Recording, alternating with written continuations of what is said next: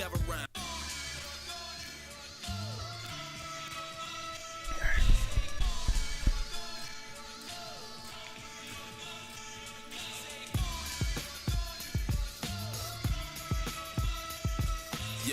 right, here we go.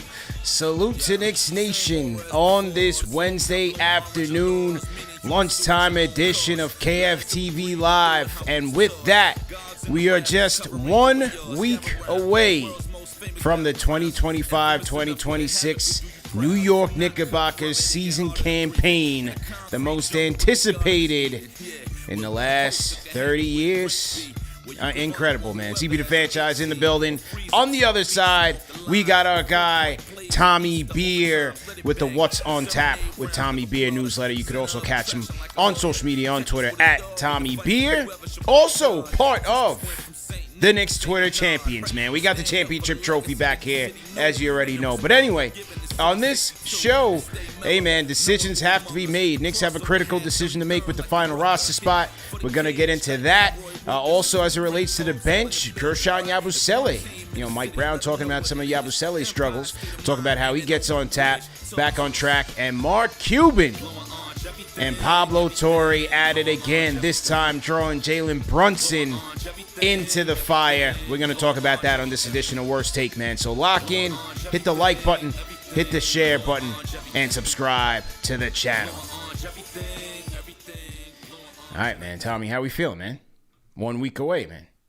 1 week away, bro. Crazy, right? We were just chatting how it, once the preseason starts, once training camp kind of, we got a couple months off where it's just lollygagging. But then once training camp starts, next thing you know, preseason games come fast and furious, and we are 1 week away, as you mentioned, from arguably the most anticipated season in quite some time. Yeah, I can't believe it. I feel like because they went so deep into the playoffs last year, and then all of the off-season stuff from the coaching to the free agent signings, like they were never out of the news cycle. Yes, that's another good point. Other than maybe a few weeks right before the start of training camp, there was always something to talk about. Should Tibbs come back? And then they made the decision on Tibbs, and then the coaching search, and then free agency, and and summer league we had, and then there was what are they going to do with the roster? So yeah, fascinating stuff. Leaves a lot for us to discuss, fortunately. But now the good news is all that talking and nonsense is going to be in the rearview mirror soon, because we are, as you mentioned, 1 week from today, we will be getting ready for Knicks basketball. Yeah, no question, man. Before we get to the bench topic and the bench news, what have you made, what are your preseason impressions with the starters so far? Yeah, I think there's obviously it looks like, one of the main questions that was kind of bandied about was what Mike Brown would do with that fifth slot with Hart, Deuce, Mitch Rob. It seems like he's been leaning towards Mitchell Robinson. It seems like obviously that's the way he's been going. We'll see if that continues Friday night, which what sounds like it's going to be a dress rehearsal. Assuming Mitch Rob starts then, we can kind of pencil him in for opening night. And I think Hart had to be moved to the bench. I think it's best for the player. I think it's best for the team.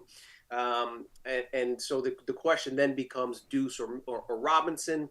I think a strong argument could be made for McBride, but there's also, as we've seen, some very big positives, some upside, some potential there with Mitchell Robinson at the 5. I think he's one of your best players. Obviously, it impacts the game offensively, the offensive rebounds, patrols the paint. Plus, he's healthy. Yeah. So I think you've got to take advantage of that when he is, kind of up and running. So I'm excited to see how it works out. The one thing I think that's a real positive, and one of the reasons Mike Brown is currently the head coach of the New York Knicks, is because if it doesn't work, he'll switch it up. We'll see some Deuce McBride starting at the 5. Mitch Rob, if he sits out back-to-backs, maybe Hukporti gets a start. Maybe Cat starts at 5. So that's something I think it's not so much the question of, oh, my God, we got to decide what we're going to do on opening night on October 22nd. It's more of, okay, April 17th or whatever game 1 of that first round series is. That's when we need to decide what's makes the most sense for the team. in terms of a starting five. And at that point, we'll have a really large sample size with Mitch Rob at the five, with Deuce playing along those other four guys, maybe some Yabusele, some small ball lineups. So that, I think, is the encouraging part from a Knicks fan perspective. Yeah, I believe he's going to use this season because he has to evaluate this roster, right? Not just through training camp and preseason, but really understand who's who, what their strengths are, and who plays the best with who, especially as the bench has improved with the new additions. But I think Mitch will be the starter at the five. Just the Knicks leaning on their strengths and leaning on their defense to kind of set the tone while they kind of get adjusted to this new offense. I think Brown will rely on that, but with Brown and this new coaching staff, he's going to rely on them, and I think he's also going to rely on the data a lot more, which means that at times he will be able to switch it up, go smaller, insert Deuce there, both as an on-the-ball defender, but have Deuce playing with some of your top guys so that he can be the best version of himself, which is the catch and shoot threes, playing off of Towns, playing alongside JB. Like, I think Brown's going to be able to deploy Deuce in a number of ways with the starters and as a key piece to the bench. Definitely. And, again, even opening night, even if Mitch Rob starts, we're going to see, stretches, start the second quarter, end of the second half. Where Deuce is playing alongside those other four, kind of locked-in starters. They close the game with those locked-in starters. And coaches and players will tell you that the starting five is important, but the closing five is kind of what will make or break the team, going forward. So, I think that's what's most encouraging is, we're going to see what we see opening night is not necessarily what we're going to see in April, let alone what we're going to see, in November, December. That's even assuming everyone stays healthy. We know there's going to be some injuries and guys are going to get dinged up here and there. That'll give Brown an opportunity to really experiment. And as you mentioned, this is his first go around with these guys. He's getting used to them, and they're going to get used to playing with each other. As we've talked about plenty, I think it's less than 50 minutes total McBride played all of last season, right?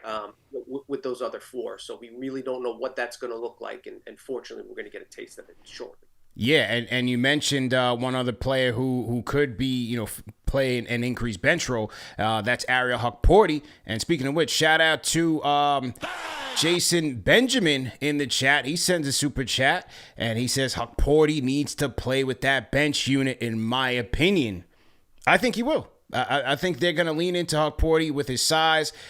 Mike Brown has spoken highly of him in this preseason, talked about what he likes about him, what he needs to work on as a defender. But, when we talk about potentially limiting Mitch's minutes, which I think they still should do, I wouldn't even play him on the second night of back-to-backs. Hukporti should be playing an increased role. 100%.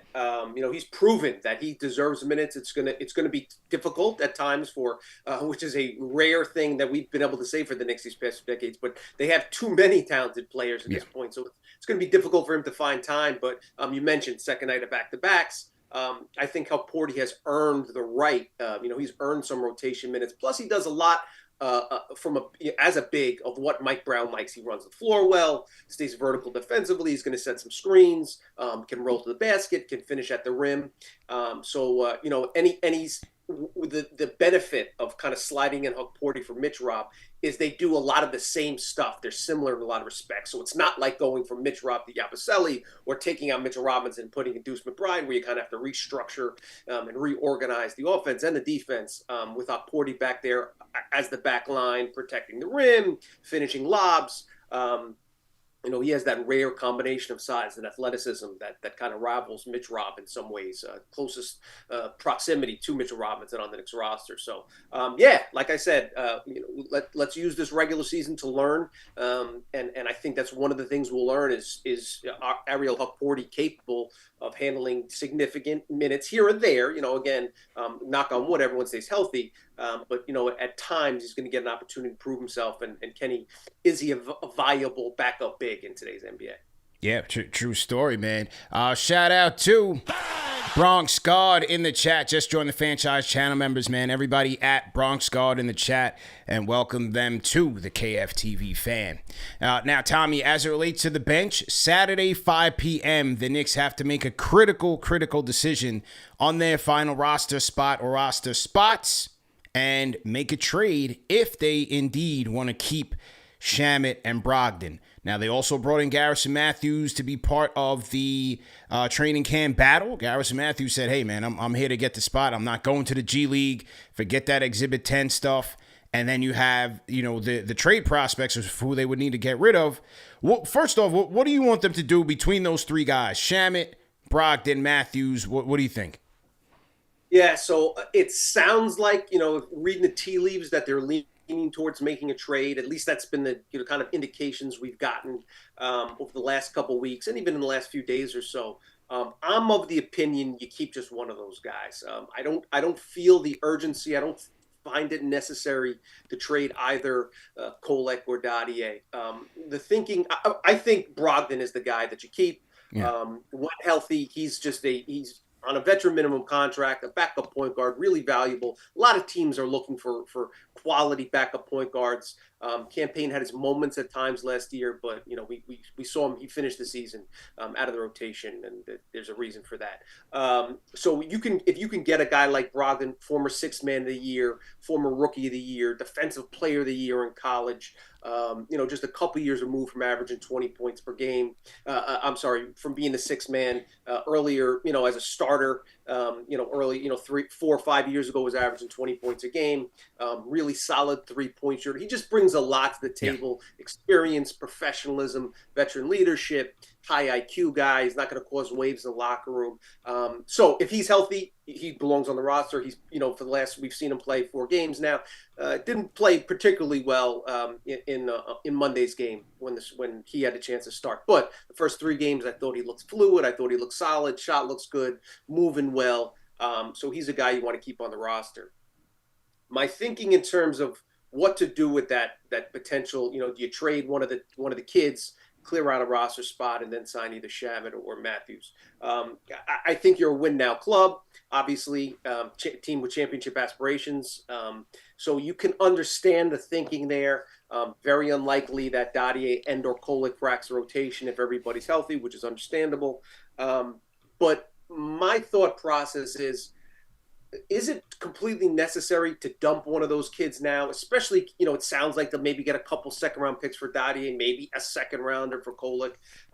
You have to do so to get under that second apron. But look at the players that are available right as of this morning. Russell Westbrook, a former MVP, just got signed. He was floating around forever. I think it was you or the KnicksFanTV account, tweeted out some Oladipo highlights. He's been playing really well.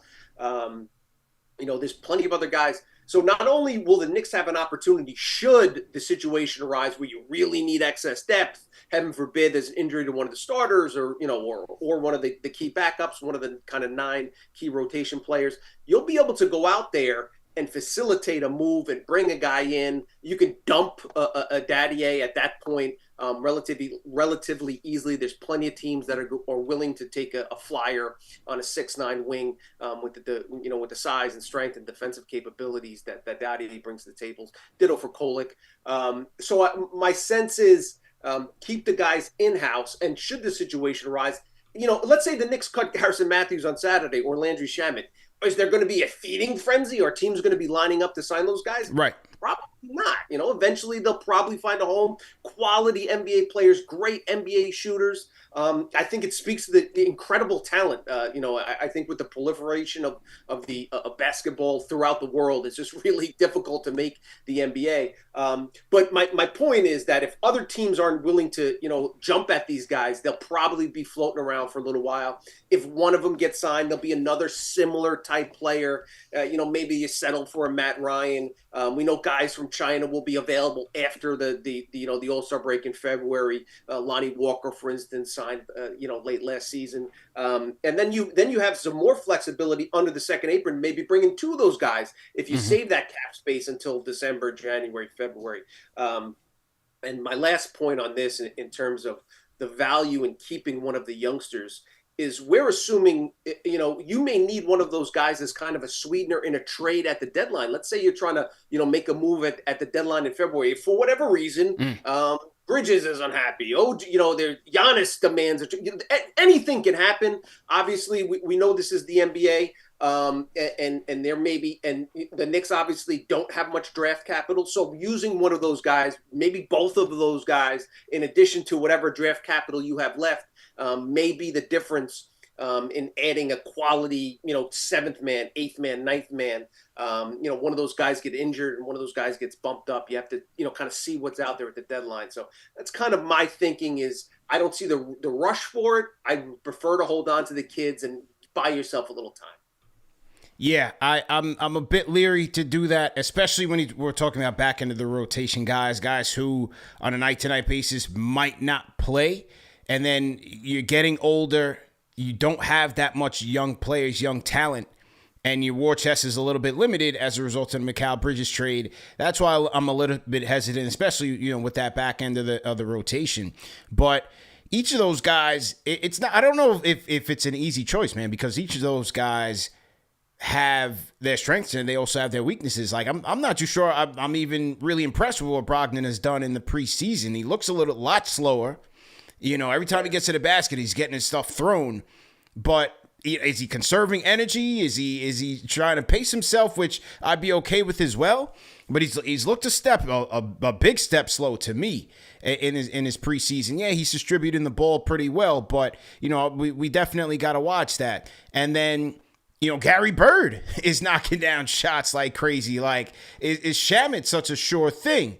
The thing is with Shamet is that he has more versatility to his game. Right, like what Matthews is not going to give you, Shamet will give you that hustle on the defensive side. He'll make a smarter play, right? Like his spacing will be good, and overall, just as a basketball player, he just has an overall better game. But Gary Bird he's lighting it up, man. And in Brown's offense, that's hard to pass up. 28 years old as well. Definitely. I mean, you could definitely make a strong argument for any of those guys. And the key point, I think, as you mentioned, is we talked about Hukporti. Let's assume he's the 10th guy. That's Brown's going to have a tough time playing 10 guys every night, let alone an 11th, the 12th, the 13th. So yeah, my thinking is again, there will be opportunities should the only reason Shamet would enter the rotation is because of an injury. And then then if an injury arises, it's not like a team that's willing to give you second rounders for Dadier is going to say yes on October 21st, but no on November 21st. I think that they're kind of liquid in that respect. Now this is what Mike Brown had to say about Dadier after the Knicks preseason loss to the Wizards. I'm gonna play the soundbite and react to it. Here was Mike Brown on Pacome Dadier. Here we go. Mike, with Pacome being hang on, this SMY audio can be a little bit tricky sometimes. Let me turn it up. Okay, here we go. As he is, what are some ways that he's impressed you being a little ahead of the curve than what you'd expect for 19-year-old, and then what are some ways you found yourself challenging him? He's just got to continue to understand how big he is. He's long. He's a big wing, and at times he doesn't utilize it. We always talk about playing big, and he doesn't utilize it all the time, and that's just being young. And then he at times he's a little quiet because he's young and he's unsure at times of what he should be saying or doing. And so they keep trying to throw him in the fire as much as possible. It's something that I'd like to do. Come regular season, I don't know how many minutes he's going to get per game. But he definitely has a chance to be a player in this league for a long time. And you want to help try to speed that development up because you see a lot of good things. You see he can run. You see he can cut. He's big, so he has a pretty good, so he does a pretty good job of finishing, and he can shoot the basketball. And you couple that with, his ability to play defense, and you have a pretty good young prospect, especially for his age. Mike. I don't know, man. It didn't sound like he was. He was long for this Knicks roster. I don't know if they got plans for Dadier, man. He might be out of here come Saturday. That was not when a coach says he has the ability to play defense. That's not overly encouraging. Agree with you there. And the reality is he has not played well in the preseason. There's just no two ways about it. which really doesn't benefit anybody. I'm sure the Knicks were hoping that he, kind of explode. They started him, obviously, the preseason opener with what OG, had a wrist injury. It was reported, a few outlets reported that as they wanted to showcase Davier, either, to make a point like, listen, I want to stay here, I want to be part of this roster, or for another team to kind of get enticed and maybe offer a first round or a protected first round or something along those lines. But he has not played well, has not helped his cause. At this stage of the game, there's always he is 20 years old. This would be his rookie season had he not agreed to take less than the rookie standard contract. He was assumed to be a draft and stash guy. So he's just getting his feet wet. But, the other thinking may be, and obviously they have more knowledge than we do, being inside the building, is sometimes it's better to sell early on these kids than sell late, after they kind of prove themselves that they aren't capable of, eventually making a big impact. And we've seen it, recently. The Hawks cut the 15th overall pick, Kobe Buffkin and Whitehead got cut by the Nets. With the roster crunch, with the second apron, sometimes when you have a lot of draft picks in your building, teams are less willing to kind of give these guys the benefit out. It used to be, you get drafted 4 years at the very least, so we'll see how it goes. Yeah, for sure, man. And, listen, man, you mentioned a name, and I'm not so sure we should, just bypass this guy for the sake of Shamet and Brogdon. Oladipo's looking nice out there right now, man. He's out there with the Guangdong Tigers, came in, and they're on their preseason tour. They took on the Spurs, the Clippers. I think they took on the Timberwolves as well. Oladipo's out there getting buckets, man. If I'm Leon Rose and these guys, I would look at this tape a little bit more as we go into Saturday's decision and see where his head is at, how his knee is feeling. He's out there getting buckets against NBA pros, man. Yeah, but it's also important to remember, and this is the reason why Westbrook was floating around so long.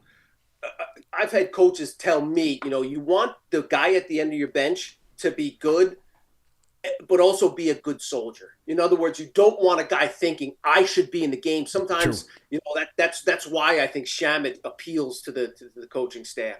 You need a guy that's going to be prepared, like he's getting ready to play, has takes pride in his craft, etc., but also understands, okay, my contribution to the team can best be served by competing hard in practice, by supporting the guys, by cheering at the end of the bench. Is Oladipo looking for an opportunity to kind of play heavy minutes and show that he belongs and get another contract because he's still in his early 30s. Right. So that's one of the situations that you kind of want to factor in, when the front offices and coaches are looking at when they're looking to sign, guys to those 14th, 15th, 13th roster spots. Yeah, absolutely right. The fit certainly matters, and I think that's why I'm sure Shamet appeals. And as you said, situation matters. Is Oladipo, he's on this tour, is he over here to, get the 6th, 7th man rotation minutes, or is he here to be a good soldier? But hey, we'll slot you in there when we need you, maybe a couple minutes a night. It's interesting, man. But the reason I'm like, kick the tires on this is I just look at when things tighten up and things barrel down on you in the playoffs, the need for competent shot creating increases, man. You need guys that can put the ball on the floor and have the stones to make a play, make a tough shot, and get it cracking in money time. And the Knicks have that luxury right now. Like, we're talking about who do you cut, who do you keep, Brogdon, Shamet. Like, those are good problems to have. I'm like, man, you roll the dice on Oladipo, and he wants to come here. I would make a call, man. It can't hurt. It can't hurt because at the end of the day, there's always some player in the second round, some player that you didn't expect to contribute. Landry Shamet didn't play the first two rounds, ended up, he played significant minutes, late in the season. So there's having talent, and maybe that opportunity appeals to Oladipo because he's, working his way back from injury and, needs to take extra nights off. So maybe an end of the bench, kind of situation might appeal to him. So definitely can't hurt to have the conversation. So to everybody in the chat, once again, hit the like button, hit the share button, subscribe to the channel. CP the Fanchise, Tommy Bear in the building. A salute to my Fanchise channel members in the chat, man. Stevie Nicks, salute. Bronx Guard, Rich for MVP, Mellow Mike, Randy Johnson. I see you guys in here in the lunchtime grind. Shout out to Zach from LA. Eric L. Beat, salute to you. And shout out to everybody watching Knicks Nation worldwide, man. Just tapping in on the latest Knicks news. If you guys want to call us up on the KFTV Discord. You guys have the Discord link in the chat. And let us know how you're feeling about the latest and greatest with the orange and blue. Okay, our second topic, man. Gershon Yabusele. Now, Yabusele was a topic of conversation after that Knicks loss to the Wizards in the preseason. A lot of fans, he did get the start when Mike Brown opted to rest the starters. This is a guy the Knicks brought in on that taxpayer mid-level exception. The biggest acquisition this offseason. Has been a bit of a struggle for him to kind of get a grip with the offense. Defensively has been a struggle as well. I'm going to play this soundbite from Knicks coach Mike Brown on Yabusele, and then Tommy, I want to get your reaction to it. So here we go. Let me get Mike Brown here on his thoughts on Gershon Yabusele. Was today kind of like a note before the game? You said that's he's facing the biggest learning curve, Stephen's learning curve. Was that a reinforcement today? What you saw from him? Yeah. So, like I said before, Gers and Cat, moving them from moving them back and forth from the 4 and the 5. It's going to take them both some time, and we've been playing Gers at the 4 a little bit more than the 5 prior to tonight, but I thought it was a great opportunity for him to get a lot of time at the center position. And it's tough for him, and I thought he was thinking a little too much, which is going to happen, and it kind of brought his game to a halt in other areas. I thought in the second half, his energy, his activity was a lot better. He started to feel a little bit more comfortable in the second half, but like I said, it's going to be a little bit of a learning curve for him. But again, it was good to see how he played in the first half compared to how he played in the second half. All right, man. What's been your impressions of Yabusele so far? What do you think? Yeah, can't be overly impressed with his production in the preseason. Obviously struggled. But I tend not to be overly worried about veterans, in the preseason action. This is a guy that's proven himself, sacrificed money to come back to the NBA. He's also had a long summer, captain of national teams, and an important responsibility. He obviously took that very, very serious. Competed well, played well for Team France at moments. So I'm not overly concerned with it. Hopefully we'll get a little bit better production, going forward. Brown will feel a little more comfortable putting him in, but he's one of those guys that, finds ways to contribute even if he's not scoring, can help you out defensively, can facilitate, move the basketball on the perimeter, can also knock down above the break threes. I think as long as he gets some boards, blocks some shots, and shoots, above 38% or so, especially above the break, because they have plenty of guys that can shoot in the corner. I think he's going to find ways to contribute, and I think he's going to be a big Garden favorite, sooner rather than later. Yeah, I think it's a big adjustment for him. For one, coming from the Philly situation where their lineups were in chaos. He was a starter a lot of nights, and different role, different expectations. This is going to be more of a defined role for him coming off of this bench. And then, as you said, then he goes to Eurobasket. Again, different role. He's more of a focal point of that French offense, more the leader, the captain, and all that. And then he comes here. So one of the things, that, as they mentioned, is him getting used to the pace. But I'm with you. We just got to give him some time to let him get acclimated with everything. But for them offensively, what's going to be interesting for me is who he's out there running with, and can they make enough plays to get him activated? Because he's a guy who you got to feed him. He's not just going to, put the ball on the floor and get it cracking. You got to get out there and feed him in pick and roll, in pick and pop scenarios. Are they going up against smaller ball lineups where you can find them on the mismatch off of a screen? Like that's where the Knicks playmakers, it's going to be on them to get him going. So, do we see him playing alongside Brunson, the Clarkson Deuce thing. Who's going to be feeding him? Hart, like those guys are going to bear that responsibility to make him better with this offense. Yeah, and I think they will, especially kind of when he develops a comfort level with the second unit. It's worth remembering. We remember Isaiah Hartenstein as beloved and incredible player by the time he left. His first half a year, took him a while. People said he should be out of the rotation. Yep. There were people, why did they sign this guy? So again, he's learning a new offense, learning a new teammate, living in a new city. I think he's earned the benefit of the doubt to kind of see how things play out. Yeah, for sure, man. Definitely got to give him that time. And then defensively, we'll have to see how he's positioned. Does he play more alongside Towns? Is he playing alongside Mitch? Is he playing alongside Hukporti? Certainly at the 5 is going to be a struggle for him, just being smaller, being shorter, and then also not being as agile. But, like I said, I think this season, as it plays out, Mike Brown will find those opportunities for him, and then it's a matter of him when he's getting those threes, because he had a couple of good looks in that Washington game. They just some of them just didn't knock down, but he's just got to be efficient with those shots and knock down those threes. He was at 40% last year for them. Definitely. I think this is one of those things, we'll put a pin in it, talk about it, 6 weeks from now and kind of reassess, take the temperature again. Yeah, shout out to Rayman NYK84, Fanchise channel member in the chat. Says, I was at the game. He looked small out there at the 5 spot. No positioning in the paint, and we got out rebounded with him out there. So, yeah, we'll have to see how that goes going forward. Okay, in other news, man, did you see the Knicks Statement Jerseys, Tommy? I did. Knicks dropped the Statement Jerseys today. There's been a lot of previews, a lot of leaks out there since pretty much the summer, and then heading into training camp and media day. But they made it official. The Jordan brand Statement Jerseys, Knicks going with. This looks like it's a black jersey.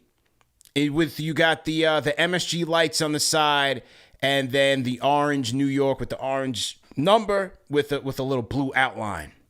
What do you think, man?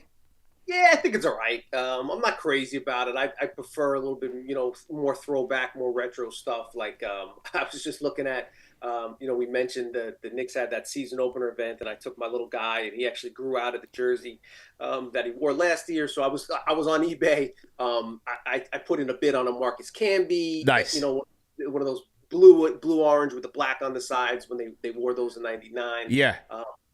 So yeah, those are the I just sort by cheapest price and see what kind of old school Knicks stuff they have out there and get those for my son and my daughter. But they always the prices are crazy on the New Jerseys anyway. So but yeah, I thought it was cool. We'll see how it looks on the floor. But prices are crazy on the New Jerseys, and it seemed like the quality's getting worse. Yeah, you got people out there already complaining that it looks thin, looks kind of cheap, but they're jacking the prices up. Yeah, it's nuts, man. That's why when you go on eBay and you get like the champion quality, the old starter joints, the Reebok ones, like built to last, bro. Built to last, man. So yeah, very, very interesting, man. But here's what I thought was funny with these Knicks Statement jerseys. So the Knicks put out the promo and they're telling the story about each aspect of the jersey and what it means. So obviously the statement, New York, right? Statement edition, worn at the Garden, reflects the energy, intensity at the Garden. There's pride in playing at the Garden lights. Okay, got it. That's a nice look. The once a Knick, always a Knick. I like that touch on the jerseys. Definitely, especially when you go back and you buy some of the older ones. Good look. I like that touch to it. The lights. I do like the Garden lights on it. All right, so they say the lights, it's a big moments, are always big at the Garden. Side paneling is inspired by the lights in the Garden. A reflection of the city's energy bolsters the team both inside and outside. I like that. I do like that touch on the jersey. But this is where it gets funny. Now they got the Jumpman logo. And this is what people have a problem with these statement jerseys, is the Jumpman logo. And this is the description they put on there. Only the Statement Edition jerseys boast the Jordan Jumpman logo, a special element for this uniform. A special element for the New York Knicks uniform is the Jumpman logo for us to commemorate every single time Michael Jordan stuck his foot down the Knicks' throats, starved them out of a championship, and shattered dreams at Madison Square Garden.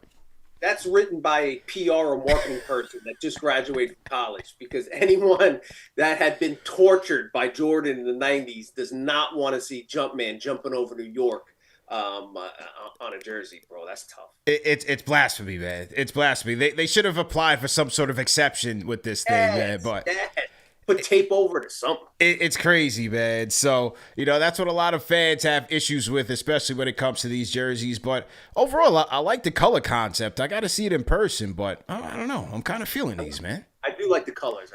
Yeah, I'm kind of feeling these. So let's see. As long as they win in these is the most important thing, man. So we'll see what happens. You make a statement on the floor by winning a basketball game. That's it. That's it, man. So to everybody in the chat, once again, hit the like button, hit the share button, subscribe to the channel. CP the Fanchise, Tommy Pierre in the building. Rate those jerseys in the chat, man. The statement jerseys, 1 being trash, up to 5 being facts. Let me know what you guys are thinking about this year's Knicks statement jersey.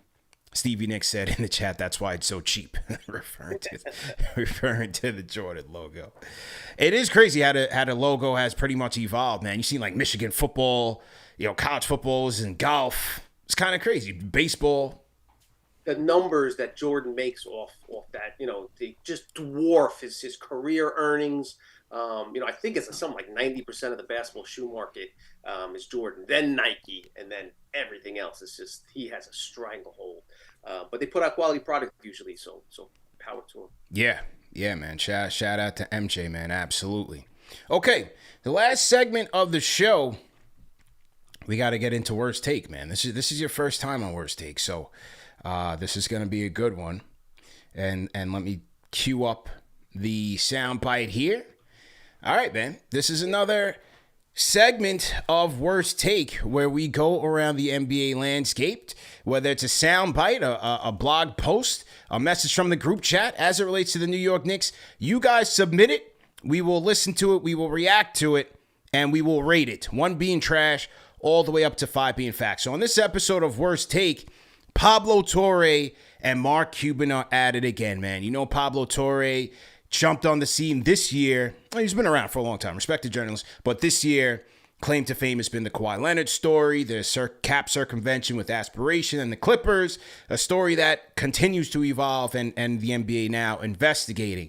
Mark Cuban has jumped in the fray. He's been defending Steve Ballmer, and these two have been going back and forth, including multiple podcast appearances by Mark Cuban on Pablo Torre Finds Out. But now, as many people have speculated, Pablo Torre would shift his attention to one captain, Jalen Brunson. So here was his question to Mark Cuban regarding Jalen, and here's what Cuban had to say, and let's react to it on the other side. Here we go. I appreciate cap and taking Jalen Brunson from your Mavericks. Hang on. Do you think the Knicks may have circumvented the cap and taking Jalen Brunson from your Mavericks? I don't know. A different answer. Yeah, I don't know. Okay. I just think there was a lot of play there. Yeah.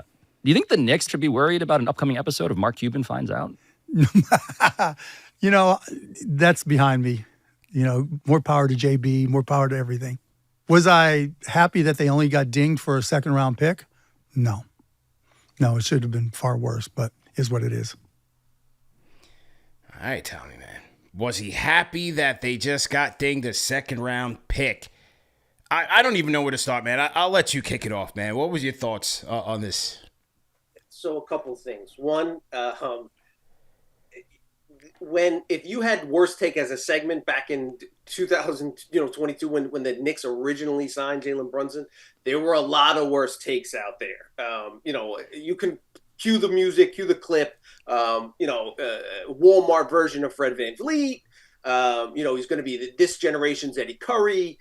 Classic Knicks overpay. Knicks LOL, dumb Knicks again, just signing a guy because his dad's on the. So the Knicks, folks got their Knicks for clicks last and then. So now they're going back and telling us that we're supposed to believe that it was somehow circumventing the cap, even though it was everyone else viewed it as an overpay at the time. You can't have both. No. You got to make a decision, one or the other. As far as Cuban goes, and I love Cubes, the Mavericks had every opportunity to keep Jalen Brunson in their building.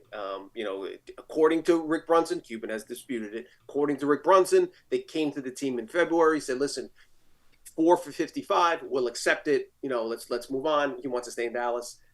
The Mavericks dragged their feet. He went to unrestricted free agency, which means any team in the NBA can sign him.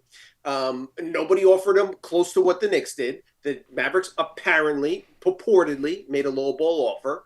And Jalen Brunson comes to New York.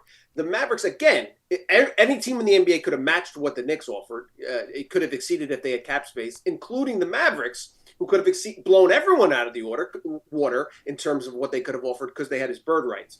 So if Cuban wants to be upset about something and somebody should get dinged the second-round pick, it should probably be the Maverick front office headed by Mark Cuban that made one of the worst free agent decisions in recent NBA history by letting an all-NBA player walk out the door and getting nothing in return on what was a value contract essentially for a guy that developed into an all-star. And it's not like we didn't have any idea where this was coming from. There were certainly reasons that Knicks fans were excited about getting Jalen Brunson, and not just because the Knicks had no point guard for the better part of my lifetime. It's because he played really well the second half of the season when Luka Doncic was sidelines. We've seen him take over the playoff series against the Utah Jazz, basically breaking up the Jazz as we know them, sending Donovan Mitchell and Rudy Gobert packing. So there was reasons, to be optimistic. Mavs dropped the ball. Knicks benefited from it. Obviously, there's familial connections there, with Leon Rose literally being his godfather and Rick Brunson's the connection there. We can rehash that if you like. But in terms of cap circumvention, there's no there. No. Because the basically paid market value, if anything, a little bit under, maybe a little over. But there was no clear situation where, they could only offer him, $10 million a year and some deal came out. I think this is a much ado about nothing. Yeah, I'm giving this a 1. This is a trash take, even question by Pablo Torre. The whole cap circumvention thing is ridiculous. The Knicks had to clear cap space just to get Jalen Brunson in here as it relates to draft picks and rostered players, just to get him in there. As you said, the Mavericks had numerous chances to keep Jalen there. As his father reported, we had Tim McMahon on the show, stated the same thing. They had their chance. They did not value him in that respect. It's just point blank, period. They dropped the ball. And so his godfather's here. His father comes here. Obviously, he's coming here. There was no under the table, illegal improprieties. This is beyond obvious that this kid came here, his family's here to get a bigger role, and he got a bag that, hey, as you said, many in the league thought was overpaid, was some sort of joke, and now he's come here and established himself as a superstar. This is Mark Cuban just trying to walk back one of the biggest mistakes in franchise history, and the Knicks getting dinged with a second-round pick by the league was the biggest joke that I've ever heard. And the fact that they investigated it. And they investigated it. So anything would have came up at that point. And again, they got dinged not for cap circumvention, it was because they discussed the parameters of the deal, or they discussed the potential of him signing as a free agent prior to the window opening, which every team does. But the Mavericks made a boo-hoo about it. And also, I don't want to hear from Cuban about, ethics and things of this nature when they sat out Kyrie Irving and Luka Doncic the end of the season. They tanked the pick. So if you're tanking intentionally, and again, on the same scale, Rick Brunson, that signing wasn't under the table. They didn't give him a car dealership in New Jersey. He's the first guy on the bench. It was made public. Everybody knew about it. They certainly had the option to do it. So this is nothing, there wasn't anything agreed to behind the scenes or any other excess deals agreed to. This is a shrewd executive benefiting from, relationships as it happens in every industry. Yeah. This just so happened to turn around the Knicks franchise, very fortunately for the fan base in the city. But again, that would not have even been an issue had the Mavericks done the right thing the smart thing, the shrewd thing, and locked up Jalen Brunson when they had the chance. And even when they missed that opportunity to sign him for 4 years under $60 million, to then, when the Knicks were willing to pony up, match and or exceed that contract, which according to Jalen and according to his father, they weren't even willing to make an offer in the ballpark. So that's not the Knicks' fault. It is absolutely laughable, man, for him to say the second round penalty was not enough and then come back and tank the Knicks pick that the Mavericks owed the Knicks, the final pick in the Kristaps Porzingis trade, a top 10 protected pick in the lottery.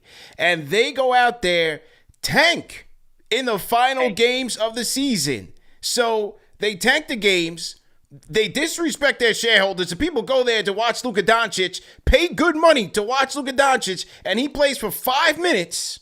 They tank the pick, get Derek Lively in the 2023 draft. The Knicks get compensated with nothing because of the fraud, and the Mavericks get dinged for $750,000. The Knicks got nothing out of it, and I couldn't believe that there wasn't a bigger uproar over that by the Knicks, by Dolan, or by anyone around the league. They tanked the pick. If you want to start asking people to investigate and dig into things, there's some conversations, some emails I would like to read around April of that year, in terms of deciding, hey, what's Kyrie Irving's injury history? You know, what's the deal here? That still bothers me to this day, and not even just from a Knicks perspective, just from a basketball purist perspective. You know, it's and again, you can't be a hypocrite and claim impropriety when that is arguably one of the most public, you know, just kind of disrespect to the game of basketball that we've seen in the last few years. Unreal. But hey. And they still had a chance to make the playoffs, and they won like the last 4 games. That's right. Exactly what it was. But it wasn't like they were, 30 games under 500. No, they tanked that pick. The Knicks got screwed completely. And look, I mean, you know, you look at some of these draft picks from that draft. I mean, look, we're not necessarily talking about eye turners or superstars here, but you know, Jaquez got drafted 18 by the Heat. You got Keontae George there at 16. Lively was there with the pick. You could have got Lively. You could have Lively and Mitch. Lively's a huge piece of their foundation going forward. And the thing that bothered me is I just assumed like karma would catch up to them. And I thought when Nico Harrison, booted Luka, which is still like, I still don't understand. Then they get lucky and get Cooper flag. But yeah, the basketball gods do not forget. There will be repercussions for that tanking at the end of the season. Yeah. Ben Shepherd, Cam Whitmore. You got Pods in here. A couple of guys that could have been serviceable in a rotation. Now, with the Knicks out right now with the second apron, would they still be here? That's another question to be asked. But at least give me the option to make a pick. That was fraud by Cuban and those guys, man. Fraud. Absolute fraud, man. Anyway, man. Great show, my guy. As great always, show, man. Champ. What's up, yeah, Champ? Man. Absolutely, man. Yeah, the chip is back here. It's got its own personal light. Love to see it. Own light dedicated to the championship, man. Shining there brightly, man. Champions. There we go. There we go, man. What do you got on tap on the newsletter? Anything coming out in the coming days? I'm going to do some fantasy basketball rankings. Going to post that later this week. Going to do some projections, my MVP, Rookie of the Year, Sixth Man of the Year, stuff like that. So be on the lookout. And then we got Knicks basketball, baby. Then we can finally start talking about some games. There we go, man. We'll definitely appreciate the time. We'll circle back with another touch point during the season, man. Keep killing it, man. Anytime you ask, I'm there for you, CP, Coach. Great catching up with you. Likewise, man. That was our guy, Tommy Beer. Salute to everybody in the chat once again, man. Hit the like button, hit the share button, subscribe to the channel. Hope you guys enjoyed today's show, man. We always bring the best guests. Rich MVP, the CP talks with the best. Yeah, that's what we do here, man. We know everybody's on the lunchtime grind. We don't waste your time, right? There's so much going on, so much content, distractions out there. You guys are doom scrolling all over the place. We bring you here to the number one show for the fans, by the fans, to talk a good game about those New York Knicks and get your reactions to it. Most importantly, man, call us up in the KFTV Discord. Make sure you guys are joining the Discord. 24/7 Knicks talk with fans from all over the world. Our guys from, Ashwin from India, Carlo from the Philippines is down there. We got Cody Glock is down there in the Discord. So you got to go down in the Discord and chop it up with the people, man. Okay, Fanchise channel members are in here heavy. Salute to you guys. Son from Brooklyn, I see you in here. Salute. Will Latimer checking in. Chaotic Anime Web, what do I think about the Wizards game? Reserves got smoked. It is preseason. Tyler definitely made a case. I thought Tyler made a good case for himself in this one. We'll see what happens on Saturday.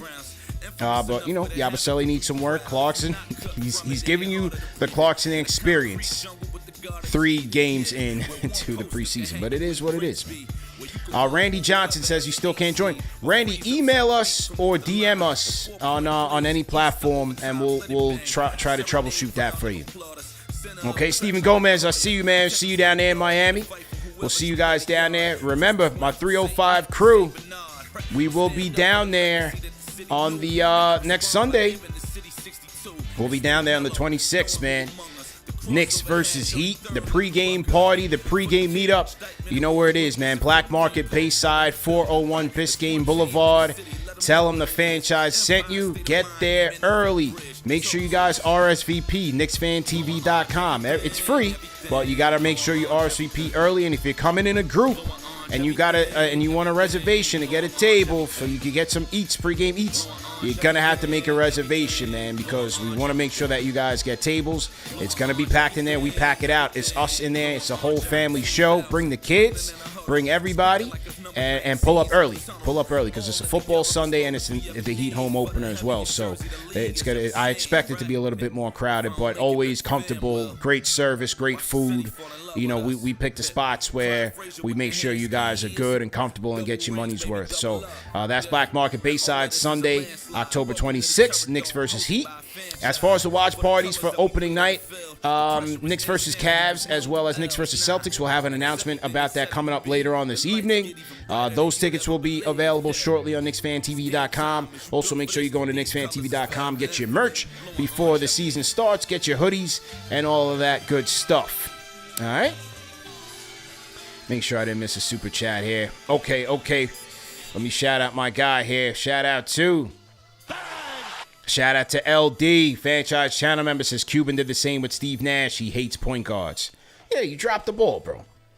Don't talk about the second round pick wasn't good enough. The second round pick was an abomination. You actually tanked our draft pick. That was fraud. But anyway, man. I got excited talking about the Knicks, man. I love my team, man. Hey, anything happens between now and then, anybody gets traded, any roster moves, you guys know where to come to, man. Do me a favor, hit the like button, hit the share button, subscribe to the channel. Salute to the replay gang. And we'll see you, man. All right? See you guys later, man. Great show. Thanks, everybody, for tapping in with us, man. Peace.